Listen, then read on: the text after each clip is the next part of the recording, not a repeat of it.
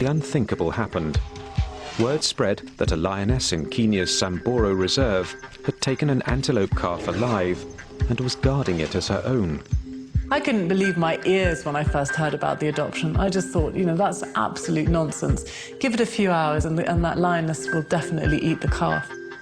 Sarah Douglas Hamilton is wildlife conservationist for the Save the Elephant Trust. She rushed to the reserve to see for herself the lioness and a baby oryx antelope in one of the oddest animal bonds ever seen. And all of a sudden, there was this completely unheard of situation on our hands of a predator that had adopted its prey.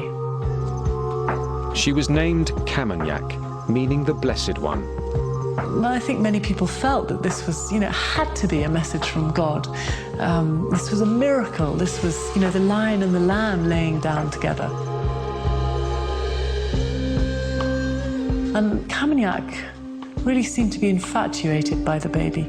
So they'd walk together and lie flop down under a tree and curl up next to each other.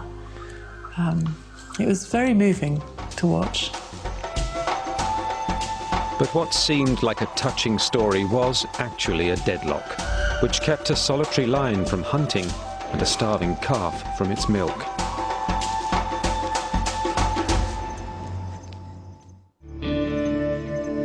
Kamanyak had done the unimaginable. Instead of eating the baby oryx she had encountered, she adopted it. How Kamanyak got it, I can only speculate.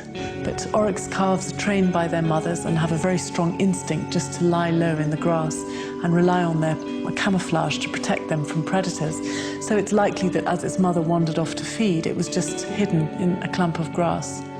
And she may have just stumbled across it or sniffed it out. But it was very hungry. We saw it trying to nibble on branches. At one point it was even suckling on Kamanyak's ear.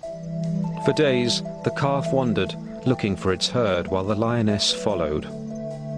Of course, every oryx it saw was potentially its mother and potentially food and life. So it would constantly try and rejoin adult oryx. Well, Kamanyak would allow it to go a certain distance away, but as soon as it started to move off with the oryx, she was then up on the warpath. And of course, the other oryx saw this lioness coming for them and would flee. And the baby ran as much as it could, and then it just got exhausted and stopped. And she took it back again. What would drive a predator to defy her instincts and endanger her own life? We were just so flummoxed by this odd pairing of Kamanyak and the oryx that I wrote to a lot of people. I wrote to all of the lion experts I could think of to try and get some kind of balanced view about what was happening. One of those experts was Craig Packer of the Serengeti Lion Project. By email, Sarah shared with him the story of Kamanyak. She'd only recently separated, which is the way it sounds in this story. She still would be kind of reeling from the experience of no longer having the companionship of the rest of her pride. What we think happened was that she actually went through quite a traumatic loss, very sudden traumatic loss. And this clicked a switch in her head that just sparked this obsessive compulsive behavior. So that when she came across this baby oryx, instead of seeing food, she saw baby. The problem with being a solitary lion is that you are all by yourself in a world surrounded by groups of lions, and they're going to kill you. So if by misfortune a female ends up all on her own, she lives a life of utter terror because she has to figure out how she's going to get from A to B without being spotted, how she's going to feed herself without being discovered in a vulnerable situation by her neighbors. I think that in her state of mind, she's likely to be very frightened and very nervous, and I think that she found something that distracted and soothed her. Days became weeks. Kamanyak displayed little in the way of predatory tendencies towards the calf, and the pair showed no sign of separating. That we were so caught up in the bubble of this miracle that none of us really thought about the most obvious thing, which was that other predators would be lurking around. and make a meal of the calf if they got the chance. We followed Camignac and the oryx down to the river, and we were really pleased to see them going there because it was the first time that they'd drunk in several days.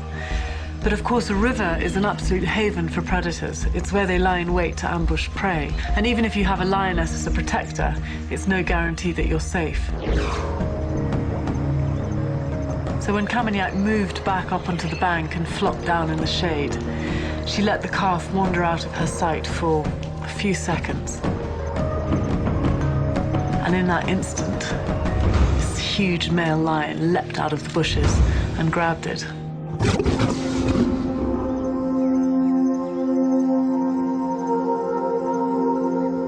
She was clearly terrified of the male lion, but she acted exactly as if she was a mother losing her cub. She couldn't leave the scene, and it was almost like this anguish that you could feel in her, desperate to try and save the calf, but unable to take on an adult male lion.